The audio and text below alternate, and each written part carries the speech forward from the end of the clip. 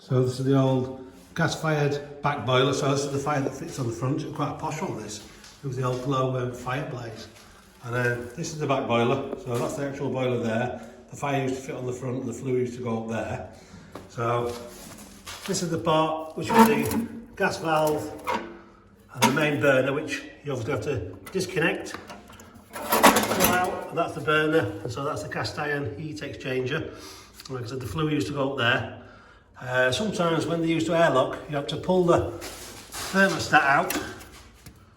So pull it out and let it boil, because sometimes the thermostat, you used to switch it off. If you left that out, it used to boil the airlock out of these pipes. So on this one, we've got flow for the hot water, return for the hot water, and a flow for the heating. And so there's only two flows, one return on this one, and then obviously there's a flue that goes up right through the chimney up onto the roof.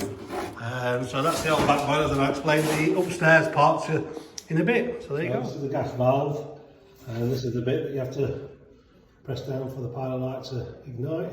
You've got all your things there to put your manometer on. And then this piece here, that bit is a thermocouple. So you used to go in there, there's a thermocouple there. So you just look through the side window and press this button, hopefully it will ignite. And then this is the pilot light area, so and that's the thermocouple. So there used to be heat from the pilot going onto the thermocouple, going back down here and into the valve to allow the main body of gas to come through the gas valve, because they knew there was heat there, so that they could allow the main body of gas that would come out of these burners, then go through the actual cast iron heat block, take the flue turret off, and then there's a baffle that goes on top of there. And obviously these are the burner baffles where the gas used to come through, and obviously the water's inside there. And then so this is your flow for the hot water, the flow for the heating, and that's the return. So there's only one return on this, and I'll show you where it tees in later. So yeah, so that's the flue liner that used to go right up the chimney, and it's a GC1 terminal on the top, and then that's the pipework there that goes from the boiler. So you used to have to make these in, and sometimes we used to make them in with hempen paste.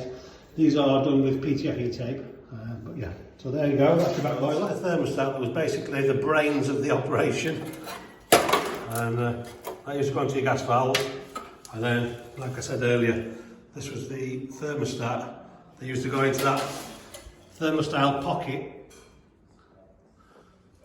and a little pin used to go through there to hold it in. So this is the return that comes down, and into the bottom of there. And you've got a special T arrangement that I'll take to pieces and show you, and that's drained off on the bottom. So these are the two returns coming back. This is where the two returns came together. So that went into the boiler. That was the return back from the cylinder on gravity, and this was the pumped return. And you used to go into here. It was like you used to call them injector tees. So it was 15 mil going through there. It was already pre-made, and as you can probably see inside, it injects through to stop it going the wrong way. So that used to be injected straight in, pumped into the return, very close to the boiler. And this one was a bit posh because it had a drain off on it as well. Look at that. Flash. This is the flue liner. You used to have to cut them to length. Go on there. And if you ever touched this, you have to be very careful because they're so sharp, like razor blades. So this is the pump.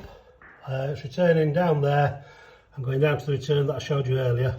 And this is the flow and return, gently rising up to go through the floor here and into where the cylinder is. So this is the cylinder, and so the flow comes up through there and cools down, goes back down there, and that's the return that went down to the boiler. So on here we've got a vent comes straight off the flow, and then the cold feed out the tank that's above down into the return, and they just go up through the ceiling into a little heating tank above there. So this is the header tank for this cylinder, comes down here, usually have a gate valve on them, but not on this one. And then down into the bottom, and then flows out the top to your taps that way, and it's open vent that goes up and over the top of that tank there to equalise the pressure so it doesn't crush the cylinder. Sometimes I've seen them where these cylinders have been crushed in because that pipe's been blocked off. Siphon one of these cylinders off, I take the nut off the top and then I put a piece of pipe in, usually cut a little bird's tongue in the bottom in case there's any rubbish in the bottom of the cylinder, and then just connect it on Joe's pipe, put it outside and then siphon it outside. Jobs are good. This is the emergency cable. This emergency was working up to me turning up. Look.